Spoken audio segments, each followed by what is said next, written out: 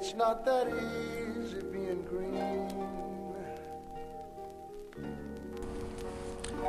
Alright, I'm walking down the street on a mission. Got my earphones in, the soundtrack to my life. My job is a community organizer. Basically, what I do is go out and try to get people in the neighborhoods to organize and take action in a progression of their own lives. It's not really easy.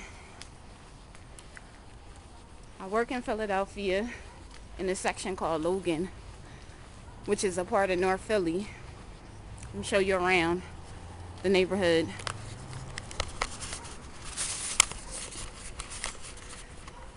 It's probably better that I walk this way so I can see where I'm going. Basically, it's mostly row homes. The demographics is like 84% black, like 24% Hispanic, some Asians. Well, a bunch of Asians actually. A lot of immigrants, new immigrants, Africans. Aesthetically, the houses are beautiful, like the structure-wise and stuff. But it's a pretty poor neighborhood where the average income is around $28,000. I'm out here today, as I mentioned, on a mission. I had to walk up and down the steps to deliver notices about a community meeting so that we can kind of get some funds to fix up the neighborhood. We have a new president that's promising to change the conditions of our community and make things better for people, especially the working class people like we have here in Logan. And it's a big task for one person alone. Like, change is more than a catchphrase, people. Change is not just something you do at the ballot box. Change is getting out here and working for the communities, working in your communities to ensure that our kids don't have to be handed down neighborhoods like this.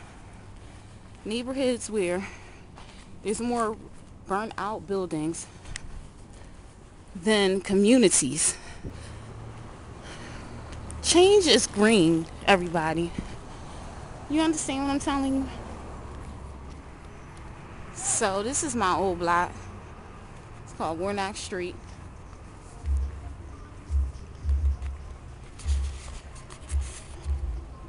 I remember this block. Let me show you my old house.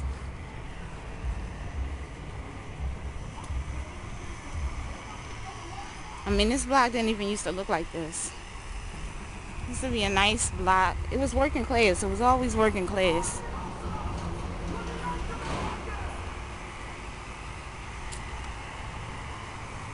This is my house. How you doing? How you doing? Huh? So how you doing? Fine. What you doing? This used to be my old house. Believe it or not, like back in the day. Back in the house for how long is that? Like back in the late 80s. Late 80s? Mm-hmm. How old is it? Oh, that's what's up. How long you lived on this block? I just moved here, I've been here about a year now. Really? Yeah, you have my video camera, baby love. No, I'll cut you out. You gonna edit me out? I'm gonna edit you out.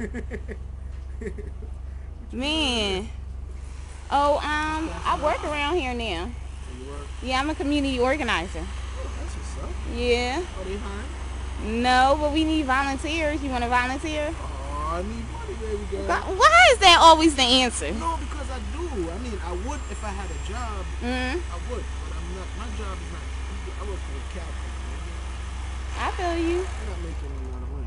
I started out volunteering and then it led to a job. If that's any constellation, sometimes you just gotta get out there. Try, right? Yeah, and just try and see where it take you. You know what I'm saying? What this So do you think like the conditions of our community is like an environmental issue? Very much. Very much. Your whole community portrays who you are. Just by where you live. I'm putting on an application, they ask me where you live. I usually live in the northeast, so I constantly use that address. Or I live at 4100 Hillam. One day I said, let me just put not for you or something. Mm-hmm. And them look at me more differently. I don't know. It was my whole attitude. I seen the guy was just portraying like, oh, you're not feeling like, yeah. It's just your whole neighborhood kind of. What you call it? It's very superstitious. 'Cause, Mm-hmm. you know, it's not everybody from the a poor neighborhood is like wrong intention and just doing nothing but bad stuff. No, Right. the best come from the ghetto. Right. You You know? right.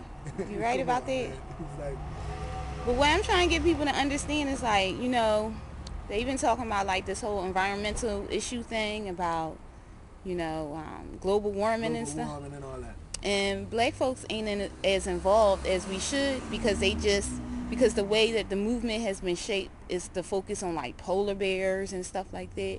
And what I'm trying to get black folks to understand is that, you know, we are most affected by it. Like, I mean, like, look across there. What do you see across there? That's the old factory. It's a diamond building. That's an abandoned As building, and that's what we have is factories and rail lines. All that stuff contributes, you know what I'm saying, to our condition and why our neighborhoods are like this. And we suffer the most. And it's more than just about endangered animals and stuff. We kind of endangered. yeah, we are. We've been in on the endangered list from, you know. For a long time, Yes, right? very much. But it's no, we just like dirt. We're too enough. Mm-hmm. We're just a lot. We can't get rid of us. We're everywhere. So what would Unity do to kind of help change our environment? Unity, I mean, it helps a whole lot, man. It would help out a whole lot. For instance, the program you got, that's unity right there in a big perspective of view. Let's see. And I would think it would help out big times. Like for instance, if we all unite, man, come on, man. That wouldn't be sitting there for number one. Right. You understand what I'm saying? Somebody has a long pockets. Mm-hmm. Somebody out there have a money where they could stop using it on nonsense and put it to good use. Do something constructive with your money. Right. Just help out. Right. I mean, we all gonna die, leave the money anyway. Right. Can't take it. That's Yeah. so might as well live a good life. Live it good. I mean,